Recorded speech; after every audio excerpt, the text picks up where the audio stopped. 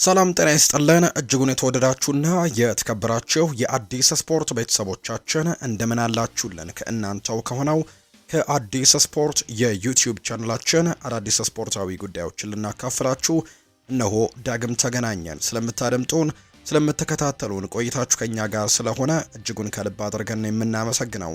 በዛሬ ፕሮግራማችን የተለያዩ ስፖርታዊ ጉዳዮችን ወደ እናንተ የምናደርስ ይሆናል። ከነዚህ መካከል ትልልቆቹን የአውሮፓ ክለቦች የተመለከቱ እጅግ በርከት ያሉ ስፖርታዊ ጉዳዮችን ወደ እናንተ እናደርሳለን። ዛሬ በአውሮፓ ታላላቅ ሊጎች የሚደረጉ እጅግ በጣም ተጠባቂ ጨዋታዎች ያሉ የተወዳጁ የእንግሊዝ ፕሪሚየር ሊግ 17ኛ ሳምንት መርሃ ግብሮችም ዛሬ በሚደረጉ ጨዋታዎች ቀጥለው የሚደረጉ ነው የሚሆነው። ዛሬ በርከት ያሉ ጨዋታዎች ናቸው የሚኖሩት። የእነሱን የጨዋታ እንግዲህ ጥቆማዎች ወደ እናንተ እናደርሳለን። እንዲሁ ከዛ ጋር በተያዘ ደግሞ ከዛሬው ጨዋታ ጋር አያይዘንም እናነሳቸው ሰፋ ያሉ ነጥቦችም የሚኖሩ ነው የሚሆነው። እነሱን ጉዳዮችም እናነሳለን። ብቻ እናንተ እስከ ፕሮግራማችን ፍጻሜ አብራችሁኝ ቆዩ። የማንዳስሰው ርዕሰ ጉዳይ አይኖርም። ሀሳብ አስተያየቶቻችሁን ኮሜንት ቦክስ ላይ አጋሩን። ስምና አድራሻችሁን እየጠቀሳችሁ ቪዲዮአችንን ላይክ፣ ቻናላችንን ሰብስክራይብ እያደረጋችሁም ከኛ ጋር ቆዩ። ከመሸጋገሪያው በኋላ በድጋሚ ተመልሰን እንገናኛለን። ፉአድ ባሩ ፕሮግራሙን እየመራው ቆያሉ። አብራችሁኝ ቆዩ።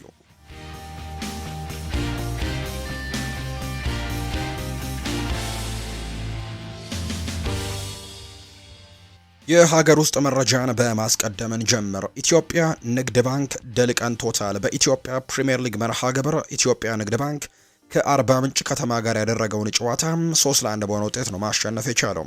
የኢትዮጵያ ንግድ ባንክን የማሸነፊያ ግቦች አዲስ ግደይ ሁለቱን ማስቆጠር የቻለበትን አጋጣሚ የተመለከትነው።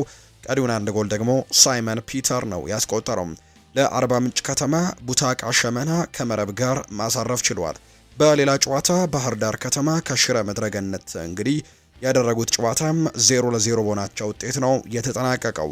ሽረ መድረገነት 14 ነጥቦችን በመሰብሰብ 8ኛ፣ ባህር ዳር ከተማ በ13 ነጥቦች 10ኛ፣ ኢትዮጵያ ንግድ ባንክ በ11 ነጥብ 13ኛ ሲቀመጥ፣ አርባ ምንጭ በ5 ነጥቦች 20ኛ ደረጃ ላይ ነው የተቀመጠው። ሌላኛው ትላንትና የተደረገው ጨዋታ በኢትዮጵያ ፕሪሚየር ሊግ ሀዲያ ሆሳዕና ከመቀሌ ሰባ እንደርታ ጋር ያደረገውን ጨዋታ ሀዲያ ሆሳዕና 2-1 አሸንፏል። የሀዲያ ሆሳዕናን የማሸነፊያ ግቦችም ተመስገን ብርሃኑ ሁለቱንም ማስቆጠር ችሏል። ለመቀሌ ሰባ እንደርታ ተመስገን ተስፋይ ከመረብ ጋር ያሳረፈ ተጫዋች ነው። መቀሌ ሰባ እንደርታ በውድድር ዓመቱ ምንም ጨዋታ ማሸነፍ አልቻለም። በአምስቱ ሲሸነፍ በአምስቱ ደግሞ አቻ ነው መለየት የቻለው። ሀዲያ ሆሳዕና በ10 ነጥቦች 15ኛ፣ መቀሌ ሰባ እንደርታ በ5 ነጥቦች 19ኛ ደረጃ ላይ ነው የተቀመጡት። ወደ ውጭ ሀገር ስፖርታዊ መረጃዎቻችን በቀጥታ እንውሰዳችሁ ወደ ቤተሰቦቻችን። ዛሬ የሚደረጉ ጨዋታዎችን ደግሞ ወደ እናንተ እናደርስ። በርከት ያሉ መርሃ ግብሮች ናቸው ዛሬ የሚደረጉት። በተወዳጁ የእንግሊዝ ፕሪሚየር ሊግ ዛሬ 8 ያክል መርሃ ግብሮች ይደረጋሉ። ከቀን 9 ሰዓት ከ30 ጀምሮ እስከ ምሽት 5 ሰዓት ድረስ የሚደረጉ በርከት ያሉ መርሃ ግብሮች ዛሬ እንመለከታለን። አብዛኞቹ የሚባሉት ቡድኖች ዛሬ ነው ጨዋታቸውን የሚያደርጉት። ቀን 9 ሰዓት ከ30 ሲል ዛሬ የመጀመሪያው መርሃ ግብር የሚሆነው ሴንት ጄምስስ ፓርክ ላይ የሚደረገው የኒውካስል ዩናይትድ እና የቼልሲ መርሃ ግብር ነው። ይህ ጨዋታ በትልቅ ጉጉት የሚጠበቅ መርሃ ግብር ይሆናል ተብሎ ይታሰባል። ምክንያቱም እነዚህ ሁለት ቡድኖች ጥሩ ፍክክሮችን ከዚህ በፊት በፕሪሚየር ሊጉም የሚያደርጉ ቡድኖች እንደሆኑ ይታወቃሉ። ቼልሲ በዚህ ውድድር ዓመት እንግዲህ 28 ነጥቦችን ሰብስቦ እስካሁን ባለው የ16 ሳምንታት ጉዞ አራተኛ ደረጃ ቶፕ 4 ውስጥ የተቀመጠ ቡድን እንደሆነ ይታወቃል። አንድ ጨዋታን መንገጫገጭ ወይም ደግሞ አንድ ጨዋታ ላይ ነጥብ መጣል በትልቁ ዋጋ ያስከፍላል አሁን ላይ በፕሪሚየር ሊጉ። ምክንያቱም ተከትለውት ያሉት ቡድኖች ለምሳሌ ያክል እስከ 8ኛ ደረጃ ድረስ ያሉት ቡድኖች በ2 ነጥብ ነው ከቼልሲ የሚያንሱትና አንድ ጨዋታ ላይ ነጥብ የሚጥል ከሆነ ለምሳሌ ያክል የዛሬውን ጨዋታ የሚሸነፍ ከሆነ እስከ 8 ያሉት ቡድኖች በሙሉ ቼልሲን አልፈው ማለፍ የሚችሉበት እድል እንዳላቸው ይታወቃል።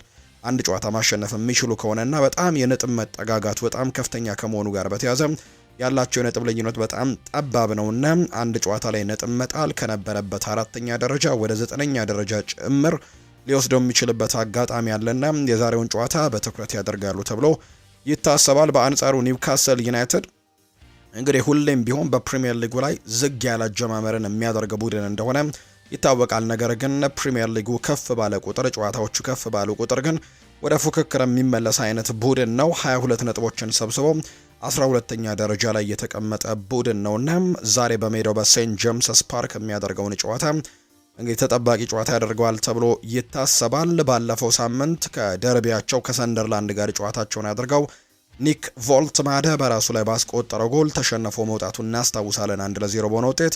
የዛሬውን ጨዋታ ግን በድጋሚ ለማሸነፍ ወደ ሜዳ ይገባሉ ተብሎ ይታሰባል። ሴንት ጄምስስ ፓርክ ላይ ልክ 9 ሰዓት ከ30 ሲል ዛሬ የሚደረገው የመጀመሪያ መርሃ ግብር ይሆናል።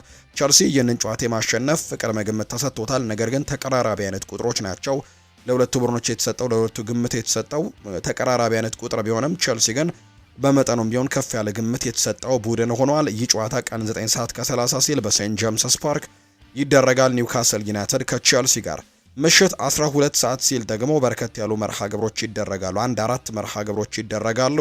ቦርንመዝ በሜዳው ቫይታሊቲ ስቴዲየም በርንሌን የሚያስተናግድበት ጨዋታ ይደረጋል። ቦርንመዝ ባለፈው ሳምንት ከማንቸስተር ዩናይትድ ጋር ዕለተ ጨዋታውን ማድረጉ ይታወሳል። ድንቅ የሚባል ጨዋታን ያስመለከቱን መርሃ ግብር እንደነበር እናስታውሳለን። 8 ጎሎች በተቆጠሩበት ጨዋታ 4-4 በሆነ ውጤት ነበር ጨዋታውን ያጠናቀቀው። እዛ ጨዋታ ላይ ጥሩ ነገሮችን ማሳየት ችለዋል ቦርንመዞች። ነገር ግን አሁንም ቢሆን የማሸነፍ መንገዱ የጠፋበት ቡድን እንደሆነ ነው የተመለከትነው። እንግዲህ ከወልቨርሃምፕተን ወንደረርስ ቀጥሎ ብዙ ጨዋታዎችን በተከታታይ ያላሸነፈ ቡድንም እንደሆነ ቁጥሮች ያሳያሉ። ረጅም ጨዋታዎችን ያላሸነፈ ቡድን ነው። በፕሪሚየር ሊጉ የመጀመሪያዎቹ አካባቢ ሳምንታት ላይ የሊጉ መሪ አርሰናልን በመከተል ሁለተኛ ደረጃ የተቀመጠበትንም አጋጣሚ እንመለከት ነበር። ነገር ግን ባለፉት ጥቂት ሳምንታት ግን ያመጣቸው ተደጋጋሚ የሽንፈትና የአቻ ውጤቶች ግን ቡድኑን ቁልቁል አውርደውት አሁን 13ኛ ደረጃ ላይ ነው የተቀመጠው በ21 ነጥቦች። አንዶኒ ኢራኦላም ዛሬ ይህንን ጨዋታ በማሸነፍ ወደ ድል በድጋሚ ይመለሳሉ ተብሎ ይታሰባል። አዲስ አዳጊውን 19ኛ ደረጃ ላይ የተቀመጠውን ያለፉትን 5 ጨዋታዎች በሙሉ የተሸነፈውን የስኮት ፓርከሩን በርንሌን ነው ዛሬ በሜዳው ቫይታሊቲ ስቴዲየም ቦርንመዝ የሚገጥመውና እንግዲህ ይህንን ጨዋታ ለማሸነፍ በትልቁ ይንቀሳቀሳል ተብሎ ይታሰባል። ሌላኛው ብራይተን ኤንድ ሆቭ አልቢዮን እና ሳንደርላንድ የሚያደርጉት ተጠባቂ መርሃ ግብር ነው። እንግዲህ እነዚህ ሁለት ቡድኖች አቬሬጅ የሚባሉ ቡድኖች ቢሆኑም ነገር ግን ጥሩ ፉክክር ዛሬ እንመለከታለን ተብሎ ይታሰባል። ሰንደርላንድ ዘንድሮ አዲስ አዳጊ ነው። በርካቶችም ይወርዳል ብለው ግምት የሰጡት ቡድን እንደሆነ ይታወቃል። እንግዲህ ልክ ፕሪሚየር ሊጉ ሊጀመር ሲል በዚህ የውድድር ዓመት ይወርዳሉ ተብለው ግምት ከተሰጣቸው ቡድኖች መካከል አንደኛው ነው ሰንደርላንድ እና ነገር ግን ግምቶችን ሁሉ ፉርሽ አድርጎ አሁን ላይ በጣም ጥሩ እንቅስቃሴን እያሳዩ ከሚገኙ ቡድኖች መካከል አንደኛው ነው። 8ኛ ደረጃ ላይ ነው የተቀመጠው። 26 ነጥቦችን ሰብስቧል። እንግዲህ 6ኛ ደረጃ ላይ እንዲሁ 5ኛ ደረጃ ላይ ከተቀመጡት ቡድኖችም ተመሳሳይ አይነት ነጥቦችን የያዘ ቡድን እንደሆነ ይታወቃልና ጥሩ ፉክክርን እያደረገ ይገኛል በዚህ የውድድር ዓመት የሌብሪስ ቡድን። ዛሬ ደግሞ ጠንካራ ከሚባለው በፕሪሚየር ሊጉ ፈታኝ ከሚባሉ ቡድኖች መካከል አንደኛውን የሆነውን ብራይተን ኤንድ ሆቭ አልቢዮንን የሚገጥምበት ጨዋታ የሚደረግ ነው የሚሆነው። ይህ ጨዋታ በብራይተን ሜዳ በአሜክስ በአሜሪካን ኮሚኒቲ ስቴዲየም ነው የሚደረገው። የፋቢያን ሆርዝለር ብራይተን እና የሌብሪሱ ሰንደርላንድ ምሽት 12 ሰዓት ሲል ጨዋታቸውን ያደርጋሉ። በፕሪሚየር ሊጉ እንግዲህ በርከት ያሉ ተጫዋቾችን በአፍሪካ ዋንጫ ምክንያት ካጡ ቡድኖች መካከል አንደኛው ነው ሰንደርላንድ እና እንግዲህ በርከት ያሉ ተጫዋቾች በአፍሪካ ዋንጫው ምክንያት ሄደውባቸዋል። በዛሬው ጨዋታ ላይም የማይኖሩ በርከት ያሉ ተጫዋቾች እንዳሉ ነው የተመለከትነው። ይህ ጨዋታ ምሽት 12 ሰዓት ሲል በአሜክስ ስቴዲየም የሚደረግ ይሆናል። ሌላኛው ተጠባቂ ጨዋታ ማንቸስተር ሲቲን ከዌስትሃም ዩናይትድ ጋር የሚያገናኘው ጨዋታ ነው። ይህ ጨዋታ በኢቲሃድ ስቴዲየም የሚደረግ ተጠባቂ መርሃ ግብር ነው።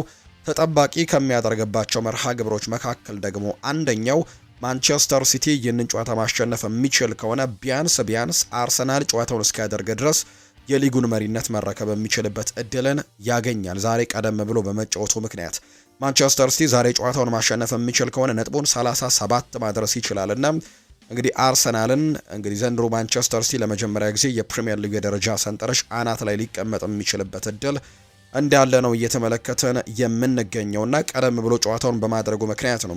እንግዲህ አርሰናል ምሽት 5 ሰዓት ሲል ጨዋታውን ያደርግና አርሰናል በድጋሚ ድል የሚያደርግ ከሆነ በድጋሚ መሪነቱን መረከብ የሚችልበት እድል እንዳለ ይታወቃልና ማንቸስተር ሲቲ ግን ቀደም ብሎ ምሽት 12 ሰዓት ላይ ጨዋታውን በማድረጉ ምክንያት እንግዲህ ነጥቡን ከፍ ማድረግ የሚችልበትና ለጊዜውም ቢሆን የሊጉን የደረጃ ሰንጠረዥ መምራት የሚችልበትን እድል ዛሬ ያገኛል ተብሎ ይታሰባል። የፔፕ ጓርዲዮላው ማንቸስተር ሲቲ ዛሬ ደግሞ ጨዋታውን የሚያደርገው የደረጃ ሰንጠረዡ ወራጅ ቀጠና ላይ ከሚገኙ ቡድኖች መካከል አንዱ ከሆነው ከኑኖ ኤስፕሬንቶ ሳንቶ ቡድን ዌስትሃም ዩናይትድ ጋር የሚደረግ መርሃ ግብር ነው። ይህንን ጨዋታ በጣም በትልቁ የማሸነፍ ግምት ተሰጥቶታል። ማንቸስተር ሲቲ በአፍሪካ ዋንጫው ምክንያት ኦማር መርሙሽን እና አይት ኑሪን ብቻ ነው ማንቸስተር ሲቲ የሚያጡት እንግዲህ በዛሬው ጨዋታ ላይ አብዛኛው ስኳዳቸው ይኖራል ተብሎ ይታሰባል። ከዌስትሃም ዩናይትድ ጋር ጨዋታቸውን ያደርጋሉ። በኋላ ላይ ከማንቸስተር ሲቲ ጋር አያይዘን የምናነሳቸው በርከት ያሉ ጉዳዮች ይኖራሉ። ምክንያቱም ሰሞኑን ትልቅ ርዕሰ ጉዳይ በማንቸስተር ሲቲ በኩል ተነስቷል። የፔፕ ጓርዲዮላ ጉዳይና ትናንትና ስቴት ሰጥቶበታል ፔፕ ጓርዲዮላ። ከሱ ጋር አያይዘን ሰፋ ያሉ ጉዳዮችን በኋላ ላይ እናነሳለን። ሲቲ ግን ዛሬ ምሽት 12 ሰዓት ሲል ከዌስትሃም ዩናይትድ ጋር ጨዋታውን ያደርጋል። ሌላኛው የምሽት 12 ሰዓት ጨዋታ ወልቨርሃምፕተን ወንደረርስ በሜዳው ሞሊኒው ስቴዲየም ከብሬንትፈርድ ጋር የሚያደርጉት መርሃ ግብር ዛሬ የሚጠበቀው ሌላኛው ጨዋታ ነው። ወልቭስ እስካሁን ድረስ እንግዲህ አንድም ጨዋታ ማሸነፍ አልቻለም እና አሁንም የመጀመሪያውን ድል ዛሬ ያገኛሉ ወይ በትልቁ የሚጠየቅ ጥያቄ ነው።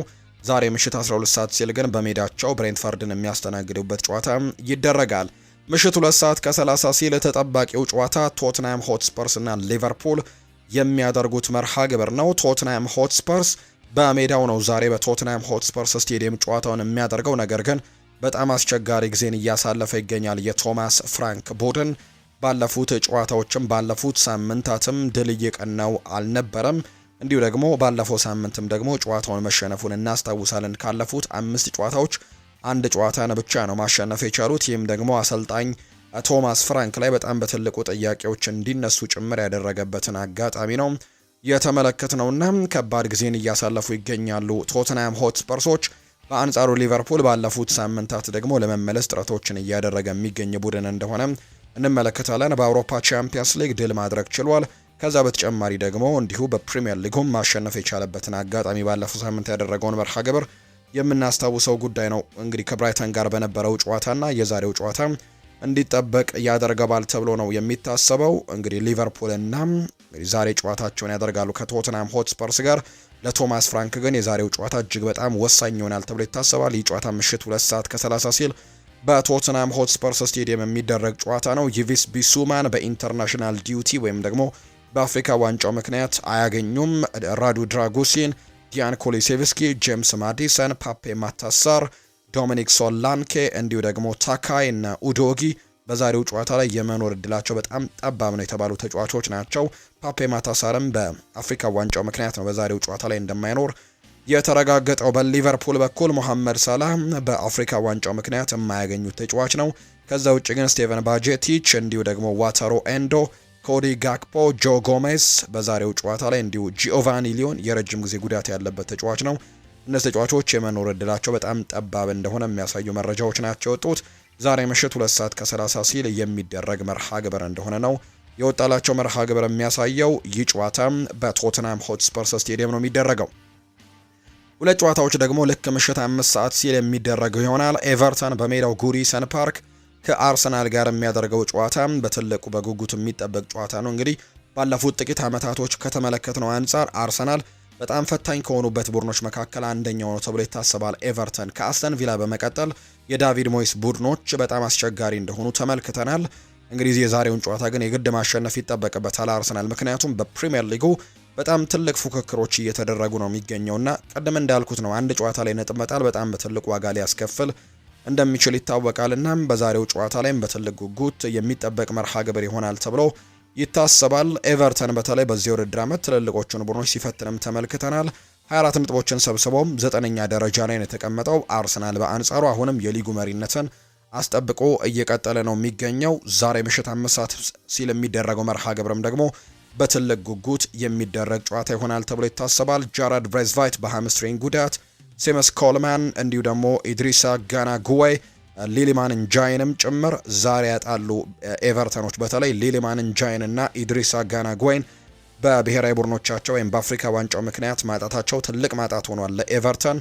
ሌላኛው ጥያቄ ደግሞ የኬርነን ዌስትቤሪ ሆል ጉዳይ ነው። የሃምስትሪንግ ጉዳት እንዳለበት መረጃዎች ያሳያሉ። በዛሬው ጨዋታ ላይ ይኖራል አይኖርም እስካሁን የተረጋገጠ ጉዳይ እንደሌለ ነው መረጃዎቹ ያሳዩት። እነዚህ ተጫዋቾች ግን አይኖሩም ተብለዋል። ቤን ዋይት፣ ክሪስቲያን ሞስኩዌራ፣ ካይ ሃቨርትስ፣ ጋብሪኤል ማጋሌሽ እና ማክስ ዶመን በአርሰናል በኩል በዛሬው ጨዋታ ላይ እንደማይኖሩ የተገለጹ ተጫዋቾች እንደሆኑ ነው መረጃዎች የሚያሳዩት። ይህ ጨዋታ ልክ ምሽት 5 ሰዓት ሲል በጉዲሰን ፓርክ በኤቨርተን ሜዳ የሚደረግ መርሃ ግብር እንደሆነ ነው የወጣው መርሃ ግብር የሚያሳየው። ሌላኛው ኤላንድ ሮድ ላይ የሚደረገው ሊድስ ዩናይትድን ከክሪስታል ፓላስ ጋር የሚያገናኘው ጨዋታም ልክ ምሽት 5 ሰዓት ሲል የሚደረግ መርሃ ግብር ነው። የሌሎች ሊጎችን ጨዋታ ደግሞ ቦፍ በረር እንቃኘው። በጀርመን ቡንደስሊጋ ኦክስበርግ ከቨርደር ብሬመን፣ ኮሎኝ ከኡኒየን በርሊን፣ ሃምበርግ ከአይንትራክት ፍራንክፈርት፣ ስቱትጋርት ከሆፈኒየም፣ ቮልስበርግ ከፍራይበርግ እና አርቢ ለብዚሽ ከባየር ሌቨርኩዘን ጋር ዛሬ ጨዋታቸውን ያደርጋሉ። በጣሊያን ሴሪኤ ላትሲዮ ከክሮምኔንሴ፣ ዩቬንቱስ ከሮማ ጋር ጨዋታቸውን የሚያደርጉ ነው የሚሆነው። እንግዲህ የጣሊያን ሴሪኤ ትልልቆቹ ቡድኖች በዚህ ሳምንት ጨዋታን አያደርጉም። ምክንያቱም ናፖሊ፣ ኤሲ ሚላን፣ ቦሎኛና እንዲሁ ደግሞ ኢንተር ሚላን ውድድር ላይ ይገኛሉ። ሱፐር ኮፓ የጣሊያን ሱፐር ኮፓ ውድድርን እያደረጉ ነው የሚገኘው። ትላንትና ማን ጨዋታ ተደርጎ ነበር? ኢንተር ሚላን ከቦሎኛ ጋር ያደረጉት መርሃ ግብር ነበር። ቦሎኛ ኢንተር ሚላንን በፍጹም ቅጣት ምቶች በማሸነፍ ወደ ፍጻሜው ማለፋቸውን አረጋግጠዋል። ስለዚህ ናፖሊና ቦሎኛ የፍጻሜ ጨዋታቸውን የሚያደርጉ ነው የሚሆነው። ዛሬ ግን በጣሊያን ሴሪኤ ላትሲዮ ከክሮምኔንሴና ዩቬንቱስ ከሮማ ጋር የሚያደርጓቸው መርሃ ግብሮች ይደረጋሉ። በስፓኒሽ ላሊጋ ሪያል ኦቪዬዶ ከሴልታ ቪጎ፣ ሌቫንቴ ከሪያል ሶሴዳድ፣ ኦሳሱና ከዲፖርቲቮ አላቬስ እና ምሽት 5 ሰዓት ሲል በሳንቲያጎ ቤርናቢው ሪያል ማድሪድ በሜዳው ከሲቪያ ጋር የሚያደርገው ጨዋታ በትልቅ ጉጉት ዛሬ ከሚጠበቁ ጨዋታዎች መርሃ ግብሮች መካከል ዋነኛው እንደሆነ ነው ዘገቦች የሚያሳዩት። ሪያል ማድሪድ የሻቪ አሎንዞ ቡድን ዛሬ ከሲቪያ ጋር ጨዋታውን ያደርጋል። ምሽት 5 ሰዓት ሲል የሚደረግ መርሃ ግብር ነው። በአውሮፓ ታላላቅ ሊጎች ዛሬ የሚደረጉ መርሃ ግብሮች ደግሞ እነዚህ ነው የሚመስሉት። አሁን ደግሞ ክለቦችን የተመለከቱ ሰፋ ያሉ ስፖርታዊ ጉዳዮችን እናንሳ። በቅደም ተከተል ነው የምናነሳው። ማንቸስተር ዩናይትድን በማስቀደም እንጀምር። ዩናይትድ በርካታ ተጫዋቾቹን ያጣል ተብሏል። ማንቸስተር ዩናይትድ ከአስተን ቪላ ጋር በሚያደርገው የሊጉ መርሃ ግብር የበርካታ ተጫዋቾቹን ግልጋሎት እንደማያገኝ ነው የተነገረው። በጨዋታው ላይ ሃሪ ማጓየር እና ማታያስ ደሊትን በጉዳት ምክንያት ከጨዋታው ውጪ እንደሆኑ የተረጋገጠ ጉዳይ ነው። ከዛ ውጪ ካርሎስ ካሴሜሮ በቅጣት ምክንያት ደግሞ በቪላ ፓርክ ላይ በሚደረገው ተጠባቂ መርሃ ግብር ማንቸስተር ዩናይትድን ማገልገል አይችልም። በሌላ በኩል በአፍሪካ ዋንጫው ምክንያት ብሪያን ኤምቤሞ፣ አማድ ዲያሎና ኑሱር ማዝራዊንም ማንቸስተር ዩናይትድ የእነዚህን ተጫዋቾች ግልጋሎትም ማግኘት እንደማይችል የሚያሳዩ መረጃዎች ናቸው እየወጡ የሚገኙት። ኮቢ ማይኖ በወንድሙ ምክንያት አይቀጣም ብለዋል አሰልጣኝ ሩበን አሞሪም። የማንቸስተር ዩናይትድ አሰልጣኝ ሩበን አሞሪም ኮቢ ማይኖ በወንድሙ ምክንያት እንደማይቀጣ ነው የተናገሩት። የኮቢ ማይኖ ወንድም በሰኞ ምሽቱ ጨዋታ ነጻነት ለኮቢ ማይኖ በሚልም ቲሸርት ለብሶ ስቴዲየም ታይቶ እንደነበር የምናስታውሰው ነውና ክስተቱን እንግዲህ አለመመልከታቸውን የገለጹት አሰልጣኙ የለበሰው ማይኖ አይደለም፣ የአንድ ተጫዋች ቤተሰብ ባደረገው ነገር ደግሞ ተጫዋቹ ላይ እርምጃ አልወስድም ሲሉ የተናገሩት። እሱ እንግዲህ በቲሸርቱ ምክንያት ተጠባባቂ አልሆነም፣ በቲሸርቱ ምክንያትም ቋሚ አይሆንም ሲሉ ጭምር ነው ሀሳባቸውን የሰጡት አሰልጣኝ ሩበን አሞሪም። የቡድኑ አመራሮችም ጥያቄ አቅርበውለት ነበር ለኮቢ ማይኖ ይህንን ጉዳይ በተመለከተ፣ ነገር ግን እሱ የሚያውቀው ነገር እንደሌለ ጭምር ነው የተናገረው የሚል መረጃ ነው በስፋት የወጣውና በዚህ ምክንያት ምንም አይነት ቅጣት እንደማይጣልበት ነው የተነገረው። ሩበን አሞሪም በአራት ተከላካይ ለመጫወት ማቀዳቸውም ተነግሯል። ፖርቱጋላዊው የማንቸስተር ዩናይትድ አሰልጣኝ ለወደፊቱ በአራት የኋላ መስመር ተጫዋቾችም ለመጫወት ማቀዳቸውን ነው ቴሌግራፍ የተባለው የመረጃ ምንጭ የዘገበው። ሩበን አሞሪም ከዓመት በፊት ቡድኑን ከተረከቡበት ጊዜ ጀምሮ 3-4-3 የጨዋታ ሲስተምንም ሲከተሉ መቆየታቸው የሚታወቅ ጉዳይ ነው። ይህንን ተከትሎ ለቡድኑ ውጤት መጥፋትም በምክንያትነት ፎርሜሽናቸው እየተነሳ ወቀሳና ትችቶችም ሲያስተናግዱ እንደነበር ጭምር እናስታውሳለን። ሩበን አሞሪም ለቡድኑ ውጤት መጥፋትም የጨዋታ እቅዳቸው ዋነኛ ምክንያትም አለመሆኑን በመግለጽም ሲከላከሉ ቆይተው ነበር። አሁን ግን ወደ አራት ተከላካዮች ሊመለሱ የሚችሉበት እድል እንዳለ በተለይ በአፍሪካ ዋንጫው ምክንያት ያንን ነገር ሊያደርጉ እንደሚችሉ ነው የተነገረው። ዩናይትድ ሊጉን ለማሸነፍ ሌላ 10 ዓመታት ሊያስፈልገው ይችላል ብለዋል ሰር አሌክሳንደር ቻፕማን ፈርጉሰን ነው ይህንን ሀሳብ የሰጡት። የቀድሞ ታሪካዊው አሰልጣኝ ሰር አሌክስ ፈርጉሰን ማንቸስተር ዩናይትድ ሊጉን ለማሸነፍ ተጨማሪ 10 ዓመታት ሊያስፈልገው እንደሚችል ግምታቸውን አስቀምጠዋል። ማንቸስተር ዩናይትድ አሁን ያለበት ሁኔታ የኔን ገጠመኝ አስታውሶኛል፣ ሊቨርፑል ኃያል የነበረበት ወቅት ሲሉ ፈርጉሰን አስታውሰውታል። ሊቨርፑል 4 ቻምፒየንስ ሊግን ያሸነፈ አስደናቂ ቡድን ነበር ያሉት አሰልጣኙ፣ ነገር ግን ሊጉን ለማሸነፍ ግን 30 ዓመታትም ጠብቀዋል ብለዋል። ማንቸስተር ዩናይትድ አሁን ተመሳሳይ ሁኔታ ውስጥ ፕሪሚየር ሊጉን ለማሸነፍም ሌላ 10 ወይም ደግሞ 11 ዓመታትም ሊወስድበት እንደሚችል ነው እምገምተው ሲሉ ሰር አሌክሳንደር ቻፕማን ፈርጉሰን ሀሳባቸውን እየሰጡ እንደሚገኝ ነው መረጃዎች እየወጡ የሚገኙትና ዩናይትድ ገና ጊዜያቶች እንግዲህ ይፈልጋል ቡድኑ ዋንጫ ለማሸነፍ ሲሉ ጭምር ነው የተናገሩት። አሞሪም ጥሩ ሰው ነው ሲሉ ጭምር ይናገራሉ ሰር አሌክስ ፈርጉሰን። የቀድሞ አሰልጣኝ ሲናገሩ ፖርቱጋላዊው የወቅቱ አለቃ ሩበን አሞሪም ጥሩ ሰው ነው ሲሉ ገልጸውታል። እሱ ጥሩ ስብዕና ያለው ሰው ነው። ሊቨርፑል ትልቅ ክለብና በአውሮፓ ላይም በጣም ጥሩ ውድድር ላይ የነበረበት ጊዜ ላይ ዋንጫ ለማሸነፍ ግን 30 ዓመታት ፈጅቶበታልና ዩናይትድም ያንን ነገር ሊታገስ ይገባል ሲልም ጭምር ነው ሀሳባቸውን የሰጡት ሰር አሌክሳንደር ቻፕማን ፈርጉሰን። የሴኔ ላሜንስ መፈረምም ልዩነት ፈጥሯል ሲሉ ጭምር ይናገራሉ የቀድሞ የማንቸስተር ዩናይትድ አሰልጣኝ ፈርጉሰን። አክሎም የቤልጅየማዊው ግብ ጠባቂ ሴኔ ላሜንስ ፊርማ በብዙ መልኩ ለቡድኑ ልዩነት መፍጠሩን ነው ያነሱት። የሴኔ ላሜንስ ፊርማ ልዩነት መፍጠሩ ግልጽ ነው። እርሱ 23 ዓመቱ እንደሆነም አውቃለሁ። ፈጣን፣ ጥሩ እጆች ያሉት እንዲሁም ደግሞ በእግሩ መጫወት የሚችልም አስደናቂ ግብ ጠባቂ ይመስለኛል። ክለቡ እንደዚህ አይነት ግብ ጠባቂ እንደሚፈልግ ግልጽ ነው። ስለዚህም ደግሞ ማግኘታቸው በጣም ጥሩ እንደሆነም ይሰማኛል ሲሉ ጭምር ነው የተናገሩት። ብሪያን ኤምቤሞና ማቲያስ ኩኛህም በቡድን ውስጥ የማገገም ሂደት ውስጥም ትልቅ ሚና የሚጫወቱ ተጫዋቾች እንደሆኑ ተስፋ አደርጋለሁ ሲሉ ጭምር ነው አሰልጣኝ ሰር አሌክሳንደር ቻፕማን ፈርጉሰን ሀሳባቸውን የሰጡት። ጄምስ ማዲሰን ብሩኖ ፈርናንዴዝን አንደርሬትድ ተጫዋች ነው ብሎ ስለማወደሱ ምን ትላለህ የሚል ጥያቄ ቀርቦለት ነበር። ብሩኖ ሀሳቡን ሲሰጥም እንደ ጄምስ ማዲሰን ካለ ታላቅ ተጫዋች ስለ እኔ እንደዚህ አይነት ነገሮች ሲነገሩ መስማት ለእኔ በጣም ትልቅ ክብር ነው ሲልም ጭምር ተናግሯል። ምክንያቱም እኔ ጄምስ ማዲሰንን ከትልልቅ ተጫዋቾች ውስጥ አንዱ አድርጌ ነው የምመለከተው። ከታላላቅ ተጫዋቾች ጋር ለአመታት የተጫወተ በዓለማችን ኃያሉ እና ደግሞ ፈታኙ ሊግም ራሱን በሚገባ ያሳየና ከኔ ጋር በተመሳሳይ ቦታ ከሚጫወት ተጫዋች የሊጉን አስቸጋሪነትና ክብደትም በደንብ ጠንቅቆ ከሚያውቅ ሰውም ይህንን አስተያየት መስማትም በጣም ደስ የሚያሰኝ ነገር ነው ሲልም ጭምር ነው የተናገረው ብሩኖ። ሩበን አሞሪም ኮቢ ማይኖን እንደ ተፈጥሯዊ 6 ቁጥር ተጫዋች እንደማይመለከተው ነው ይፋ የተደረገው። አሰልጣኙ በጨዋታው ላይ በሁለት የመሃል ሜዳ ተጫዋቾችን መጠቀም የሚመርጥ ሲሆን ኮቢ ማይኖ በዚህ አይነት የጨዋታ አቀራረብ ተስማሚ አይደለም ብለው እንደሚያምኑ ተነግሯል። ነገር ግን ሩበን አሞሪም ኮቢ ማይኖን በ3 የመሃል ሜዳ ተጫዋቾች የሚጫወት ቡድን ውስጥ ግን በጣም ተስማሚ ተጫዋች አድርገው ነው የሚመለከቱት። በዚህ ሚና ኮቢ ማይኖ የቴክኒክ ችሎታውን፣ የኳስ የመያዝ ብቃቱንና የጨዋታ ማንበብ ችሎታውን በተሻለ ሁኔታ ማሳየት ይችላል ብለውም ያምናሉ። ስለዚህ በሁለት ተጫዋቾች አማካይ ላይ መጫወት የሚመርጡ ከሆነ ኮቢ ማይኖን መጠቀምን ምርጫቸው አያደርጉም። በአንጻሩ ግን በ3 የአማካይ ስፍራ ተጫዋቾችን መጠቀም ደግሞ ምርጫቸው የሚያደርጉ ከሆነ ኮቢ ማይኖ ለዛ ቦታ ተስማሚው ተጫዋች እንደሆነ አድርገው ይመለከቱታል የሚል መረጃ ነው የወጣው። ኮቢ ማይኖ ከማንቸስተር ዩናይትድ ጋር ያለው ግንኙነትም አስቸጋሪ ደረጃ ላይ ደርሷል ወይም እየሻከረ መጥቷል የሚል መረጃ ወጥቷል። ሞይኑ በሩበን አሞሪም ስር ምንም ተስፋ የለኝም ብሎ የሚያስብ ሲሆን ጥር ላይም የመግዛት አማራጭን ባካተተ የውሰት ውልም ስለመልቀቅ ሊያጤን እንደሚችል ጭምር ይነገራል። ኮቢ ማይኖ በማንቸስተር ዩናይትድ ማሊያ ስኬታማ የመሆን የዘውትር ህልም ቢኖረውም አዲስ ጅማሮና አዲስ ክለብን ከመፈለግ ውጭ ግን ሌላ አማራጭ እንደሌለው ነው አሁን ላይ የሚያስበው። ምንም እንኳን መደበኛ የጨዋታ ጊዜዎች እየተሰጡት ባይሆንም ልምምዱን ግን ጠንክሮ እየሰራ ይገኛልና በቀጣይ የሚፈጠሩትን ነገሮች መመልከት ይፈልጋል የሚል ዘገባም ክሪስ ዊለር መረጃውን አጋርቷል። ሩበን አሞሪም ወዴት መድረስ እንደሚፈልግ ያውቃል ብዬ አስባለሁ ብለዋል። ራያን ጊግስ ነው ይህንን ሀሳብ የሰጠው። የዩናይትድ ሌጀንድ እና የ13 ጊዜ ፕሪሚየር ሊጉ ሻምፒዮን ራያን ጊግስ በሩበን አሞሪም ዙሪያ የተለያዩ ሀሳቦችን አጋርቷል። ባለፉት 10 ዓመታት ሲደጋገም የተመለከትኩት የዩናይትድ ችግር አዲስ አሰልጣኝ ወደ ክለቡ ሲመጣ ከሱ ሀሳቤ ጋርም የማይስማሙትን እንዲለቁ ያደርጋል። በለቀቁት ምትክ ደግሞ አዲስ ተስማሚ የተባሉ ተጫዋቾችም ይሰበሰባሉ። የሩበን አሞሪም ቆይታ ስናየው ግን ሳንቾ፣ ራሽፈርድ፣ አንቶኒ እንዲቆይ ስላልፈለገም እንዲሰናበቱ አድርጓል። አሞሪም ወደ ዩናይትድ ከመጣ በኋላ ጥሩ ተጫዋቾች እንዲፈርሙ አድርጓል። አሁንም ቢሆን ግን ተጨማሪ የዝውውር መስኮቶችን ይሄ ቡድን እንደሚፈልግ አምናለሁ ሲል ነው የተናገረው። በእኔ እምነት እያስመዘገበ ያለው ውጤት ጥሩ እንዳልሆነ ራሱ ሩበን አሞሪም ይረዳዋል ብዬ አስባለሁ። ሆኖም ግን መድረስ የሚፈልግበት ቦታን ጠንቅቆ የሚያውቅ ሰው አድርጌ እመለከተዋለሁ ሲልም ጭምር ነው ሪያን ጊግስ ስለ አሰልጣኝ ሩበን አሞሪም ሀሳቡን የሰጠው።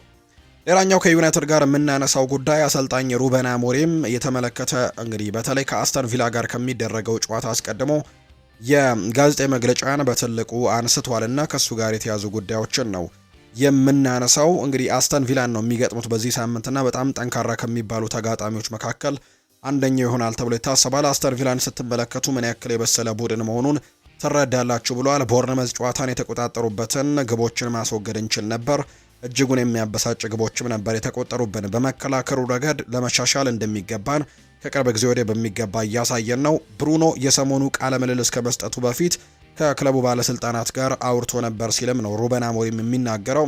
እንደዚህ አይነት ነገሮችን ማስወገድ አለብን፣ ምክንያቱም ሚዲያው ላይ እንግዲህ ምን አይነት አየር እንደሚፈጥሩ በሚገባ እናውቃለን። በዚህ ዙሪያ ልትጠይቁት የሚገባው እኔን ሳይሆን ራሱን ብሩኖን ነው ሲልም ነው ሩበን አሞሪም የተናገረው። ብሩኖ ሜዳ ላይ በሚያሳየው ብቃት ምንም ያክል ለሌሎች ምሳሌ እንደሆነ ሁላችንም እናውቃለን። እርሱ ሁልጊዜም የተለየ ተጫዋች ነው።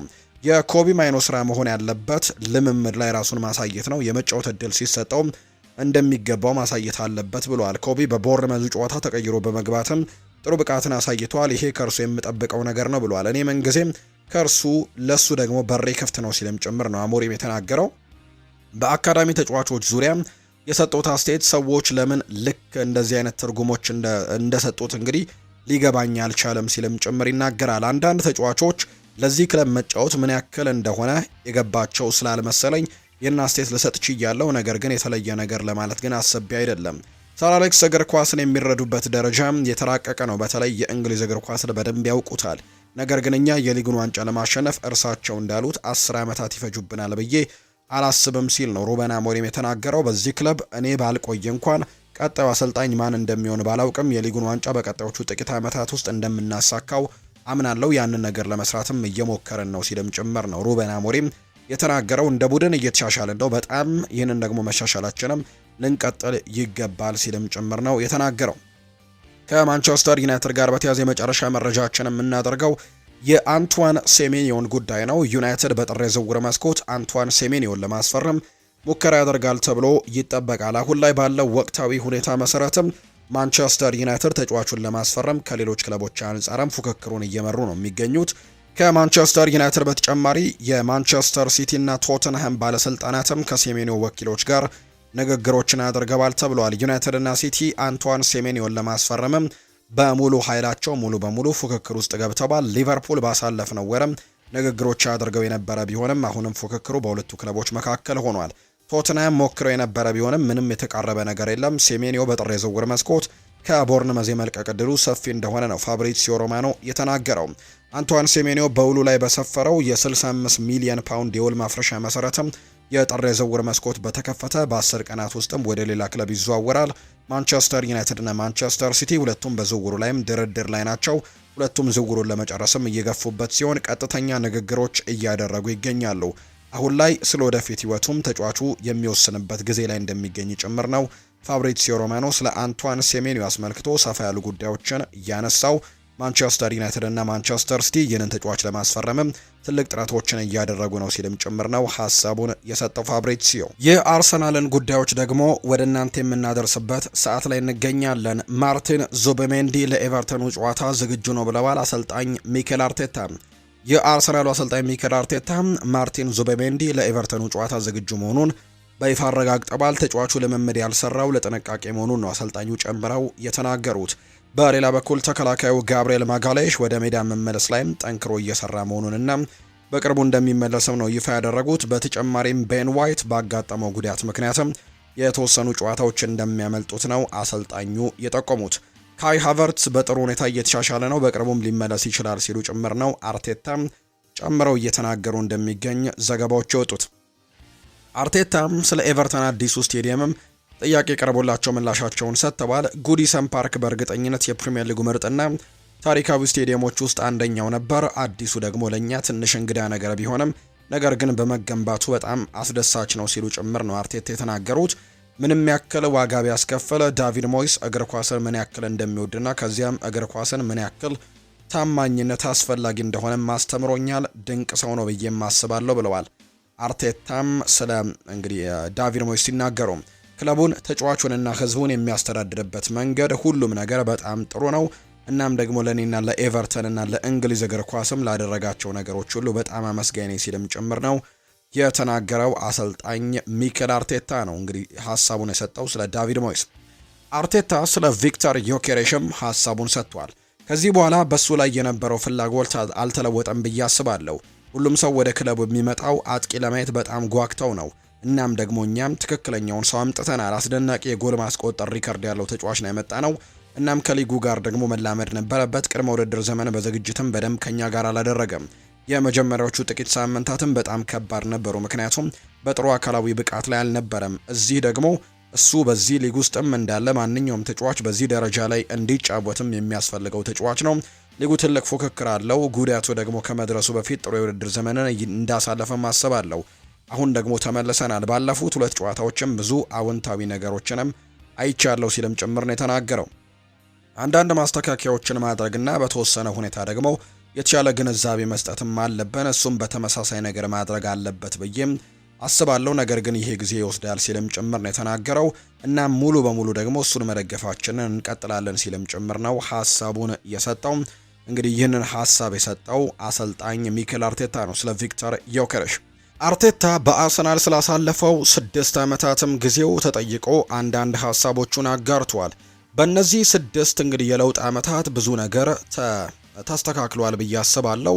እስካሁን ድረስ በእውነት አስደናቂ ጉዞ ነበር እያደረግን የነበረው። ስለዚህም በእያንዳንዱ ደቂቃ ተደስቻለሁ። አንድ ሰው በራሱ ምንም ነገር መለወጥ አይችልም፣ በዙሪያው ግን ጥሩ ነገር ነው። በጣም ቁርጠኛ ሰዎችም ያስፈልጉታል። እናም በዙሪያው ደግሞ ምርጥ ሰዎች በመኖራቸው በጣም እድለኛ ነኝ ሲል ጭምር ነው የተናገረው። አርቴታም ስለ ኤቨርተንም እንዲሁ ተነግሯል። ዘንድሮ በአዲሱ ሜዳቸው ባደረጉት ያለፉት ጨዋታዎች 14 ነጥቦችን ሰብስበዋል። ይሄ ደግሞ ጥሩ እንደሆኑ በደንብ የሚያሳይ ነው። እንደምናስታውሰው አምና ደርሶ መልስ ከኤቨርተን ጋር ባደረግነው ጨዋታ ማሸነፍ አልቻልንም። ሁለቱንም ባቻ ውጤት ነበር የጨረስ ነው። ይሄ ደግሞ ለእኛ ቀላል ተጋጣሚ እንዳልሆኑና ጎል በቀላሉ የማይቆጠርበት ቡድን እንደሆነ የሚያሳይ ነው። እኛ አእምሯችን ዝግጁ ካደረግንና እስከ መጨረሻው ድረስም ከተፋለመን በኤቨርተን አዲሱ ስቴዲየም የመጀመሪያ ድላችንን የማግኘት እድል ግን ይኖረናል ሲልም ጭምር ተናግሯል። ጥያቄ ቀርቦለት ነበር። የገና ስጦታ ልስጥህ ብልህ ስጦታው ምን እንዲሆን ትፈልጋለህ የሚል ጥያቄ ከጋዜጠኛ ቀርቦለት ነበርና አርቴታ ሲናገር ብዙ 3 ነጥቦች ሲል ጭምር ነው የተናገረው። በእንግሊዝ ፕሪሚየር ሊግ ባለፉት 3 የሜዳ ውጪ ጨዋታዎች አርሰናል በእያንዳንዱ ጨዋታ ቀድሞ ጎል ይቆጠርበታል። ይህም ደግሞ ከሰንደርላንድ፣ ከቼልሲ እና ከአስተን ቪላ ጋር ነው። ምክንያቱ ምንድን ነው የሚል ጥያቄ ቀርቦለት ነበር። አርቴታ ስለ ወጥነት ነው። ከ21 የሜዳ ውጪ ጨዋታዎች አንዱን ብቻ ነው የተሸነፍነው ብዬ አስባለሁ። ይህ ደግሞ በዚህ ፉክክር ውስጥ እንዳለን እና በዚህ የውድድር ዓመት ውስጥ የመወዳደር አቅም እንዳለን የሚያሳይ ነው። ነገር ግን በዚህ ደረጃ መቀጠል ከፈለጉ ግን በሚያደርጓቸው ብዙ ነገሮች ፍጹም ደረጃ ላይ መድረስ አለብን። በመጨረሻዎቹ ጊዜያትም 2 ጨዋታዎችን ተሸንፈናል። ምንም እንኳን 2 የማሸነፍ እድሎችን ብናባክንም ነገር ግን መማርና አፈጻጸማችንን ማሻሻል የሚያስፈልገን ይህ ነው ሲልም ጭምር ነው የተናገረው አሰልጣኝ ሚኬል አርቴታም ሲናገር። አርቴታ የቀጠለና ከዚህ በፊት የኔ የራስ ምታት የሆነው ከፊት መስመር ምንም አማራጭ ባለመኖሩና ከኋላ መስመር ደግሞ ምንም አማራጭ ባለመኖሩ ነው። ያ ደግሞ ትልቁ ራስ ምታት ነው። ከዛ በዘለለ ሌላ ራስ ምታት አጋጥሞኝ አያውቅም ሲልም ይናገራል። ሁሌ እንደዛ እንደማይሆን ተስፋ አደርጋለሁ፣ ነገር ግን ከባድ ውሳኔዎችን መስጠት ግን ቀላል አይደለም ሲልም ጭምር ነው አርቴታም የሚናገረው። በ6 ዓመታት ውስጥ በጣም አስፈላጊ ስኬቶች የትኛው ነው ተብሎም ተጠይቆ ነበር። የክለቡ ባህልን መቀየር ከነዚህ ውስጥ አንደኛው ነበር። የመጀመሪያው መሰረትን መጣል የነበረብን ሲሆን ያ ደግሞ በፍጥነት የተከናወነ ይመስለኛል። ነገር ግን ማቆየት እጅግ በጣም ከባድ ነው። እናም ያንን ለማሳካት ብዙ ችሎታ ያላቸውና እርስ በርስ የሚስማሙ ሰዎችም ይጠይቃል። ይህ ጠንካራ መንገድ አለን ብዬ አስባለሁ። ነገር ግን በማህበራዊ ደረጃ ለውጡ በክለቡ መጠን ገቢና በቡድኑ ዙሪያ ያተኮረ ነበር። እዚያም ደግሞ የስፖርቱን ዋጋና ያገኘው ስኬት ደግሞ ገንብተናል ሲልም ጭምር ተናግሯል። እናም እስካሁን ምንም አይነት ዋና ዋንጫዎችን ባናሸንፍም በጣም በተከታታይ እየተራመድን እንደሆነ ግን አይቻለሁ። ስለዚህም በትክክለኛው ቦታ ላይ ነን፣ ዋንጫውንም በቅርቡ እናገኘዋለን ሲልም ጭምር ነው ሚኬል አርቴታ የተናገረው። አርቴታ በአጭር የአሰልጣኝነት ዘመኑ ከአንድ በላይ ሊሆኑ ከሚችሉ ክለቦችም እናስፈርም የሚል ጥያቄ አግኝቶ ነበር። በአሰልጣኝነትና በክለቡ መካከልም ያለው ትስስር የጠነከረ ደረጃ ላይ ቢሆንም የአርቴታ ውል ማደስ ግን እምብዛም ቀላል ጉዳይ አይደለም። እሱ በጣም የሚፈለግ አሰልጣኝ ስለሆነ የወደፊት ህይወቱን ማስጠበቅም ከፍተኛ ዋጋ ያስከፍላል። በዚህ ምክንያት በእግር ኳስ ዓለም ውስጥ ከፍተኛ ክፍያ ከሚከፈላቸው አሰልጣኞች መካከል አንደኛው እንደሆነ ነው የሚታወቀው አሰልጣኝ ሚኬል አርቴታ። ከዚህም ግምት ውስጥ ማስገባት ደግሞ ያለበት የቴክኒክ ሰራተኞቹን ጉዳይ ነው። አርሰናል ከአሰልጣኝ ቡድኑ ጋር ስምምነት ላይ መድረስ ነበረበትና ያ ደግሞ የረጅምና ውድ ሂደትም እንደሆነ ይታወቃል። ለአርቴታና ለቡድኑ ሌላ የ3 ዓመታት ውል መስጠትም ስምምነቱን እጅግ በጣም ውድ ያደርገዋል ተብሎ እንደሚታሰብ ነው መረጃዎቹ የወጡት። ሚኬል አርቴታም የአርሰናል አሰልጣኝ ሆኖ ሲሾም ካደረጋቸው የመጀመሪያ ነገሮች አንደኛው በመልበሻ ክፍል ውስጥ ምልክት ማድረግ ነበር። ምልክቱ እኛ እንጂ እኔ የሚባል ነገር የለም የሚል ቀላል ጥቅስ ነበር። እናም አርቴታ በአርሰናል ቡድን ውስጥ ሊከተል የፈለገውን የቡድን መንፈስ ቋሚ ማሳሰቢያ ሆኖ ታይቷል። ምልክቱ ወደ ባለፈው የውድድር ዘመን የመሪ ሀሳብም ወስዷቸዋል። አሁን ግን እኛ ብቻ የሚለው ቀርቷል። እኔ የሚለው ቃልም ሙሉ በሙሉ ጠፍቷል። አርቴታ እንግዲህ በዚህ የውድድር ዘመን ዋዜማ በለንደን በተካሄደ የንግድ ዝግጅት ላይም ስለ ስነ ልቦና ላይ እና ደግሞ እኛና እኔ ስለሚለው ቃል ልዩነትም ሲያብራራ ሀሳቡን ሰጥቶ ነበር። እኔ የሚለው ቃል በእጥፍ ብትጨምሩት እኛ የሚለው ቃል ትልቅ ኃይል እንዳለው ትረዱ ነበር። ነገር ግን እኔ የሚለው የሚወድ ሰው ውጤቱ 0 ይሆናል። ልዩነቱ ይህ ነው።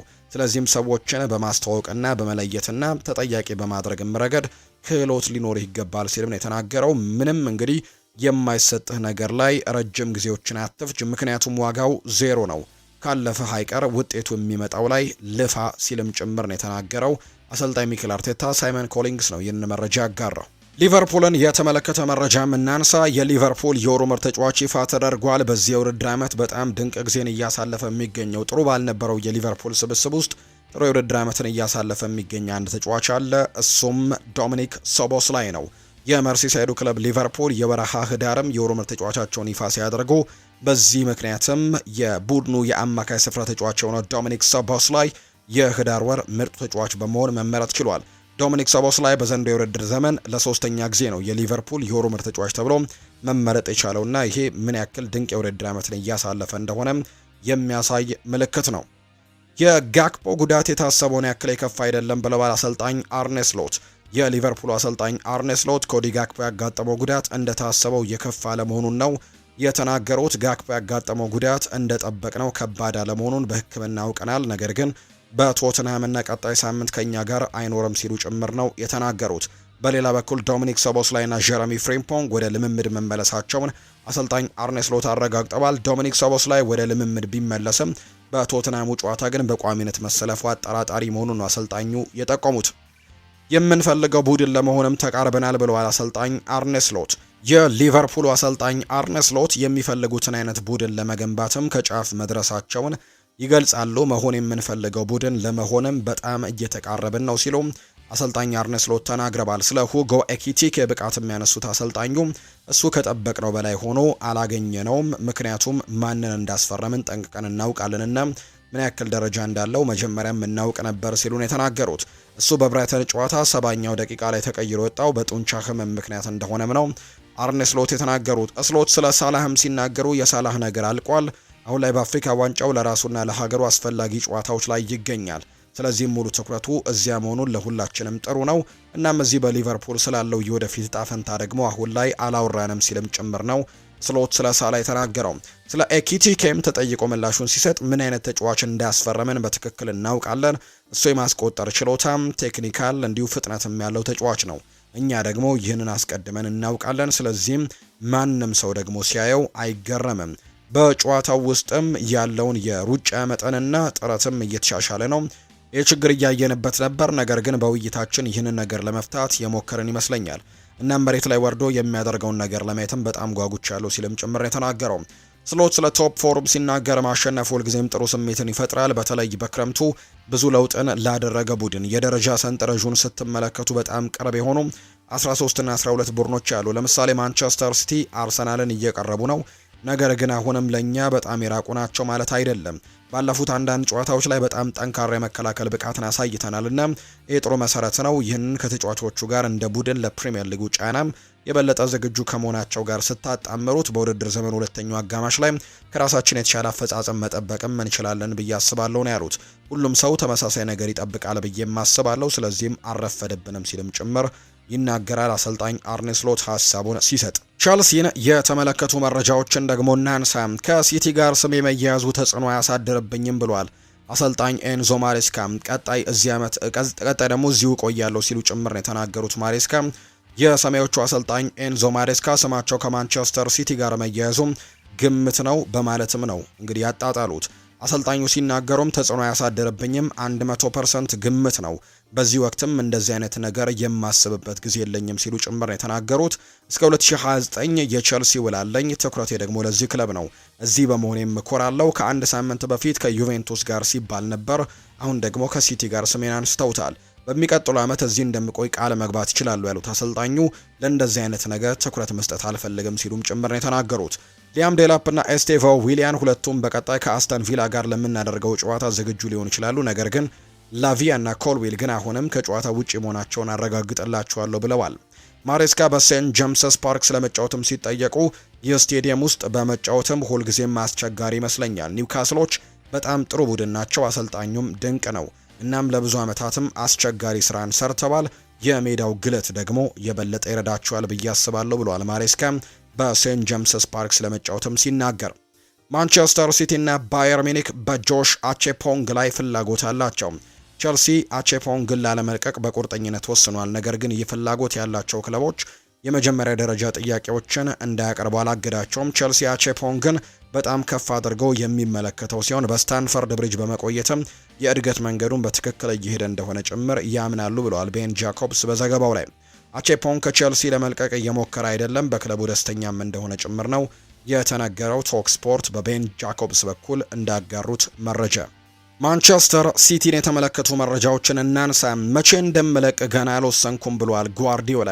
የማንቸስተር ሲቲ አሰልጣኝ ፔፕ ጓርዲዮላ ክለቡን መቼ እንደሚለቁ ገና ከውሳኔ ያለመድረሳቸውን ነው የተናገሩት። ከክለቡ ጋር ጥሩ ግንኙነት አለኝ ያሉት አሰልጣኝ ጓርዲዮላ እስከ 2027 ውል አለኝ፣ የምለቀው ቀጣይ ክረምት ወይም ደግሞ ውሌ ሲያበቃ መሆኑንም አላውቅም፣ ገና አልወሰንኩም ብለዋል። ስለ ቀጣይ ጨዋታዎች ያነሱት አሰልጣኙ ዌስትሃም ዩናይትድ ምን ያክል ከባድ ቡድን እንደሆነም አውቃለሁ ሲሉ ይናገራሉ። በኦልድ ትራፎርድ አቻ ወጥተዋል። ከአስተን ቪላ ጋር በመጨረሻው ደቂቃ ላይ ተሸንፈዋል። ትልቅ ተጫዋቾች ያሏቸው ሲሉ ጭምር ነው ጨምረው የተናገሩት። ፔፕ ጓርዲዮላ በንግግራቸው ወቅትም ሮድሪ፣ ጆን ስቶንስ እና ጀረሚ ዶኩ ከዌስትሃም ዩናይትድ ጨዋታ ውጪ መሆናቸውን ነው ያረጋገጡት። ማንቸስተር ሲቲ ሚኬል አርቴታን ተመልክቶም እንደነበር ይነገራል። አሁን ላይ ከአሰልጣኝ ኤንዞ ማሬስካ ጋር ስማቸው እየተነሳ እንደሆነ ይታወቃል። ነገር ግን ሲቲ ቀደም ብሎ ከሚኬል አርቴታንም ተመልክቶት እንደነበር ይነገራል። ማንቸስተር ሲቲ አሰልጣኝ ሚኬል አርቴታ አሰልጣኝ ፔፕ ጓርዲዮላን እንዲተካላቸው ተመልክተውት እንደነበር ነው የተገለጸው። ማንቸስተር ሲቲ ሚኬል አርቴታ ላይ አይኑን የጣለው አሰልጣኙ ከአርሰናል አዲስ ውል ባለመፈረማቸው እንግዲህ ከመፈረማቸው በፊት ነበር። እንግዲህ አሰልጣኝ ሚኬል አርቴታ የረጅም ጊዜ አሰልጣኝ የመሆን ፍላጎት እንደሌላቸው የቅርባቸው ሰዎችም ይገልጻሉ። አንዳንዶች አሰልጣኝ ሚኬል አርቴታ በአርሰናል 10 ዓመታት ይቆያል ብለው እንደማይጠብቁ ነው ያነሱት። ስጋታቸውን በትጋት የሚሰሩት አሰልጣኝ ሚኬል አርቴታ ይዋ ሊደር እንጂ አንድ ቀን እረፍት ያስፈልገኛል ማለታቸው አይቀሬ መሆኑን ነው የቅርብ ሰዎቻቸው የሚናገሩት። አሰልጣኝ ሚኬል አርቴታ አሁን ላይ ትልቅ ቦታ የሚሰጣቸው ተፈላጊ አሰልጣኝ መሆናቸው ተገልጿል። አርሰናል በ2027 ውላቸው ሲያበቃ ለማራዘም በሚፈልጉ ከሆነ ከፍተኛ ገንዘብ እንደሚያስወጣቸውም ተነግሯል። አሰልጣኙ በቅርብ ውላቸውን ሲያራዝሙ ረጅም ጊዜ የወሰደው በዚሁ ምክንያትም መሆኑን ክለቡ ትልቅ ወጪ ያስወጣ እንደነበርም ጭምር ነው የተሰማው። የሪያል ማድሪድን ጉዳዮች ወደ እናንተ የምናደርስበት ሰዓት ላይ እንገኛለን። ኤንድሪክ ወደ ሊዮን በውሰት ለማቅናት በቃል ደረጃ የተስማማ ሲሆን በሊዮንና በሪያል ማድሪድ መካከል ያለው ንግግር በዚህ ሳምንት በይፋ ተጀምሯል። አሁንም እንደ ዋነኛ መሰናክል አለ። ተጫዋቹ በሪያል ማድሪድ ቤትም የሚከፈለው ደሞዝ በወር 400,000 ዩሮ ሲሆን ይህ ደግሞ ከሊዮን የደሞዝ ክፍያ ጋር የማይዛመድ ነው። ለዝውውር የሚከፈለውና የኤንድሪክ ፊርማ ደግሞ በፈረንሳይ ሊግም ትልቅ ከሚባሉት የጥረት ዝውውሮችም አንዱ ሊሆን ይችላል። ምናልባትም ሊዮን ተጫዋቹን የግሉ ለማድረግም የመጨረሻ የተወሰኑ ተጫዋቾችን ለመሸጥ ሊገደድ ይችላል ተብሏል። ዘ አትሌቲክ ባወጣው መረጃ ሪያል ማድሪድ ዛሬ ከሲቪያ ጋር ጨዋታውን ያደርጋል። ከዚህ ጨዋታ አስቀድሞ ደግሞ ሻቪ አሎንዞ ፕሬስ ኮንፈረንስ ላይ ተገኝተው የተለያዩ ሀሳቦችን አጋርተዋል። የሮድሪጎ የቅርብ ጊዜ ፐርፎርማንስ አስደናቂ ዜና ነበር። በመስመሮች መካከል በቀኝና በግራም ለቡድኑ ግልጋሎትን መስጠት ጥሩ ነው። በዚህ ሰሞን በሱ ላይ የተከሰቱ ነገሮች ሁሉ ደስተኛ ነኝ። እሱ እንግዲህ ከዚህ በላይ ይገባዋል ሲሉ ነው ሻቪ አሎንዞ የተናገሩት። ከሁለት አጥቂዎች ጋር መጫወት አስፈላጊ ነው ብለህ ታስባለሁ የሚል ጥያቄም ቀርቦለት ነበር። አዎ ተጋጣሚ ቡድን ተከላካይና ጥቅጥቅ ያለ ከሆነ በፍጹም ቅጣት ምት ክልል ውስጥም ያለውን ተሳትፎ ማጠናከር አለብን። በዚህ ደግሞ በእርግጠኝነትም በሁለት አጥቂዎች መጫወትም አማራጭ ነው ሲልም ጭምር ነው የተናገረው። ኤንድሪክና ጎንዛሎ በታላቬራ ጨዋታ ላይም ስለነበራቸው ተሳትፎ ምን ትላለህ ተብሎ ነበር። አዎ አንዳንድ ጊዜ እመለከታለሁ፣ ልትቀይር ይገባል፣ በተለይም በጎንዛሎ ላይ። ነገር ግን ኤንድሪክም ጥሩ ፐርፎርማንስ አሳይቷል። ሁለቱም ለኬሊያን ምባፔ ጥሩ ቦታ ይሰጣሉ። እነዚህ ቦታዎችን ለመፍጠር አጫጭሮቹ ሩጫዎችን እንዴት ማድረግ እንዳለባቸውም ያውቃሉ። የእነሱን ጥሩ እንቅስቃሴ እናውቃለን። የእያንዳንዱ ተጫዋች ጥንካሬንም ማስቀጠል አለብን ሲል ነው ሻቪ አሎንዞ የተናገረው። ለዛሬው ጨዋታስ ተጫዋቾቹ ዝግጁ ናቸው የሚል ጥያቄ ቀርቦለት ነበር። አሁንም እንዲህ ነው ብዬ በእርግጠኝነት መናገር አልችልም፣ ነገር ግን እንደገና አጭር ልምምድ እናደርጋለንና እኔ ደግሞ ያኔ ሁሉንም ነገር እመለከታለሁ ሲልም ጭምር የተናገረው። ስለ ቪኒሲዮስ ጁኒየርም ተከታታይ የአቋም መውረድም ተጨንቀሃል ተብሎ ተጠይቆ ነበር። ስለ ጉዳዩ ከራሱ ጋር እየተነጋገርን ነው፣ እናም ችግሩን ለመፍታትም በጋራ እየሰራን ነው። በዚህም ችግሩ በጣም በቅርቡ እንደሚፈታ አልጠራጠርም፣ ምናልባትም የሚሆነውን በጋራ እንመለከታለን ሲልም ጭምር ነው ሻቪ አሎንሶ የተናገረው። ሴቪያ ለ17 ዓመት ያታክል በሳንቲያጎ ቤርናቢው ሪያል ማድሪድን ማሸነፍ አልቻለምና ለመጨረሻ ጊዜ በቤርናቢው በሲቪያ በተሸነፍክበት ወቅት በሰዓቱ የሪያል ማድሪድ አሰልጣኝ የነበሩት ሹስተር ወዲያውኑ መባረራቸው ይታወሳል። እናም በዚህ ሁኔታ ላይ ምን ትላለህ ተብሎም ተጠይቆ ነበር። ስለዚህ ሁሉ ነገር አላስብም፣ የማስበው የዛሬውን ጨዋታ ስለማሸነፍ ብቻ ነው ሲልም ነው ጋዜጣዊ መግለጫው ላይ የተናገረው። ጋዜጣዊ መግለጫዎችን ትጠላለህ ወይ ተብሎም ተጠይቆ ነበር። አይ መግለጫዎች የስራው አንድ አካል ናቸው፣ እኔ እንደዚህ አይነት ነገሮችን የማስብ ሰው አይደለሁም፣ በዚህ ዙሪያ ላይ ምንም ችግር የለብኝም ሲልም ጭምር ነው ሻቪ አሎንሶ ሀሳቡን የሰጠው። የሪያል ማድሪድ ከፍተኛ ፍላጎት ከትዕግስት ጋር ይጋጫል ብለህ ታስባለህ ወይስ ተብሎ ተጠይቆ ነበር። ሁሉንም ነገር በፍጥነት ለማሳካት ሁልጊዜም እንደምንመኝ እናውቃለን። በዚህ አውድ ልናሳካው የምንፈልገው መሰረታዊ ነገር ሲሆን ከዚህ አንጻር ግን ከፕሬዝደንቱ ጨምሮ እስከ ተጫዋቾችም ድረስ ሁላችንም አንድ እንሆናለን ሲልም ጭምር ነው ሻቪ አሎንሶ የተናገረው። ሪያል ማድሪድን ማሰልጠንስ በጣም ከባድ ስራ ነው የሚል ጥያቄ ቀርቦለት ነበር። እስካሁን እንግዲህ ደህና ነኝ። ክለቡ ሁልጊዜም ስኬት የሚፈልግ ጉልበተኛና ጠንካራ ክለብ ነው። አመቱን በጥሩ ሁኔታ ማጠናቀቅም እንፈልጋለን ሲልም ጭምር ነው ሀሳቡን እየሰጠም የሚገኘው። ወቅቱ አስቸጋሪ ነበር፣ እናም አሁን ላይ ወደ አመት ባልም እየገባን ስለሆነ ይህ አመት በከፍተኛ ኃይልም ደግሞ ለማጠናቀቅም ጠንክረን እየሰራ ነው ሲልም ጭምር ነው የተናገረው። በቅርቡ ከብራዚሉ ክለብ ቦታፎጎ ጋር የተለያየው የቀድሞ የሪያል ማድሪድ አለቃ ካርሎ አንቸሎቲ ልጅ የሆነው ዳቪድ አንቸሎቲ ሻቪ አሎንሶ ከሪያል ማድሪድ የተሰናበተው ተተኪው ለመሆን በእጩነት ከተያዙት መካከል አንዱ ነው ሲል ተነግሯል። ዴቪድ እንግዲህ በካርሎ አንቸሎቲ የሪያል ማድሪድ አሰልጣኝነት ዘመንም ከአባቱ ጋር በመሆን ጥሩ ነገርም መስራት እንደሚችል አሳይቷል። ከዚህ በተጨማሪም ስለ ክለቡ ባህልና ይሁን ደግሞ በአጠቃላይ ስለ ቡድኑ ሁኔታ ጠንቅቆ ያውቃል እንደተባለ ጭምር ነው መረጃዎች የወጡት። ሆሴ ሎማቶ ስለ ክላሲክ 9 ቁጥርም እንዲሁ ተጠይቆ ነበር። ይህ አይነት ትራዲሽናል አጥቂም እየጠፋ ነው፣ እናም ደግሞ ይህ ለእግር ኳስ ትልቅ ኪሳራ ነው፣ እጦትም ነው ሲልም ጭምር ነው የተናገረው። ለተወሰነ ጊዜ ሁሉም ሰው ፎልስ ናይን ተጫዋቾችን እየተጠቀመ ያደንቃል፣ ነገር ግን እኔ የዚህ አድናቂ ሆኜ አላውቅም። መከላከልን መክፈትና የማል ተከላካዮችን ማጥመድ የሚችልም 9 ቁጥር ተጫዋች መኖሩ ቁልፍ ነገር ነው ሲልም ይናገራል። ቤሊንጋምን በሪያል ማድሪድ የማል ተከላካዮችን በመያዝም ክፍት ቦታዎችን እንዲያገኝና እንዲጠቀምም እንደረዱትም አስታውሳለሁ። እነዚያን ቦታዎችን በመጠቀም ብዙ ጎሎችን አስቆጥሯል ሲልም ጭምር ነው የተናገረው። አሁን በቡድን ውስጥ እንደዚህ አይነት ሰውም ባለመኖሩ ናፍቆታል ሲልም ይናገራል። የሪያል ማድሪድ ደጋፊዎች ፌዴሪኮ ቫልቬርዴ በዛሬው ጨዋታ ላይ የማይገኝ ከሆነ ከአሴንሲዮ ይልቅ በታላቬራው ጨዋታ ላይ ደጋፊዎችን ያስደመመው እንቅስቃሴን ያደረገው ዳቪድ ሂሜኔስ በቀኝ ተመላላሽ ስፍራ ላይ እንዲጫወትም ፍላጎቱ አላቸው የሚል መረጃ ነው የወጣው። ኤንድሪክ ከፊታችን ከሚመጣው የጥር ወር ጀምሮ እስከ ውድድር ዓመቱ መጨረሻ ድረስም በውሰት ወደ ሊዮን ለማቅናትም ከአንድ ወር በፊት ከክለቡ ጋር ተስማምቷል። ብራዚላዊ ተጫዋች ከሌሎችም የአውሮፓ ክለቦች ይልቅ ወደ ሊዮን የማቅናትም ፍላጎቱ ከፍተኛ እንደሆነ ተገልጿል። የሁለቱ ክለቦች ድርድርም በዚህ ሳምንት በይፋ የተጀመረ ሲሆን የመጨረሻ ስምምነት ላይም ለመድረስ ለቀናትም ይቀጥላል ተብሎ እንደሚታሰብ ነው መረጃው የተነገረው። ኮት ዲቮር ወሳኝ ተጫዋቾቿን በጉዳት አጣች። የወቅቱ የአፍሪካ ዋንጫ አሸናፊ ኮት ዲቮር ወሳኝ የፊት መስመር አጥቂዋ ሴባስቲያን ሃለርን ጉዳት አጋጥሞታል። ይህንንም ተከትሎ ሴባስቲያን ሃለር ከቀጣዩ የ2025 የሞሮኮ የአፍሪካ ዋንጫ ውድድር ውጪ መሆኑ ተረጋግጧል። ኮት ዲቮር በምትኩም ለአስተን ቪላው ተጫዋች ኢቫን ጉሳንድስ ጥሪ ያቀርባለች።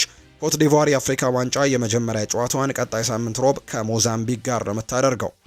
ግሪንውድ አዲስ ውል ቀርቦለታል። በፈረንሳይ ክለብ ማርሴይ አስደናቂ የውድድር ዓመትን እያሳለፈ የሚገኘው የቀድሞ የማንቸስተር ዩናይትድ የፊት መስመር ተጫዋች ሜሰን ግሪንውድ ክለቡ ደስተኛ መሆኑን ተከትሎ ውሉን ሊያራዝምለት እንደሆነ ታውቋል።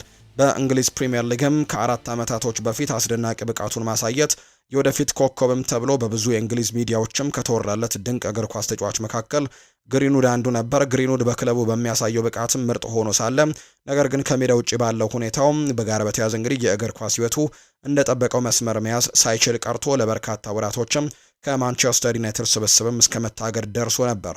እጅጉን በፈተናዎች ያለፈው ወጣቱ ኮከብ ግሪንውድ እንግሊዝን በመልቀቅም ወደ ስፔን ላሊጋ በማቅናት በሄታፌ ራሱን በማሳየትም የዓመቱ ምርጥ ተጫዋች እስከ መባልም ደርሷል።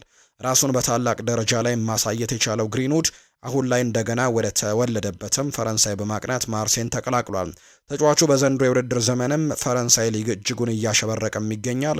ባሳለፍነው የውድድር ዓመትም በፈረንሳይ ሊግ 21 ጎሎችን በማስቆጠር ኮከብ ግባግቢም ሆኖ ያጠናቀቀው ግሪንውድ ዘንድሮም ምርጥ ብቃቱን እያሳየ ነው የሚገኘው። አሁን ላይ ግሪንውድ በአሰልጣኝ ሮቤርቶ ዲዘርቢ ስርም ወሳኝ ተጫዋች መሆን የቻለ ሲሆን ባሎን ዶርን የማሸነፍ አቅምም እንዳለው ጭምር አሰልጣኙ ባሳለፍነው ሳምንት መናገራቸው የሚታወስ ነው። ታዲያ በግሪንውድ ወቅታዊ ብቃት እጅጉን የተደሰቱት የማርሴይ ክለብ አመራሮችም የተጫዋቹን አዲስ ኮንትራት ውልም ለማራዘም እየሰሩ እንደሆነ ታውቋል። ግሪንውድ በዘንድሮው የውድድር ዓመትም በ15 የፈረንሳይ ሊግ ጨዋታዎችም 11 ጎሎችን ማስቆጠር የቻለ ሲሆን እንዲሁም 3 ለጎል የሆኑ ኳሶችንም አመቻችቶ ማቀበሉን ነው መረጃዎቹ እየወጡ የሚገኙት። የተወደዳችሁና የተከበራችሁ ቤተሰቦቻችን ለዛሬ ያዝንላችሁ አዳዲስ ስፖርታዊ ጉዳዮቻችን እነዚህን ነው የሚመስሉት። ስላደመጣችሁን ስለተከታተላችሁን ቆይታችሁ ከኛ ጋር ስለነበር እጅጉን ከልብ አድርገን እናመሰግናለን። ፉአድ ባህሩ የዛሬውን ፕሮግራም እየመራው ከእናንተ ጋር ቆይታን አድርጌያለሁ። የተለያዩ ርዕሰ ጉዳዮችን ያነሳንበት የዛሬ ፕሮግራማችንን ስላደመጣችሁን እጅግ ከልብ አድርገን እናመሰግናለን። መልካም ጊዜ፣ መልካም የስራ ቀንም እንዲሆንላችሁ ነው በአክብሮት የምመኘው።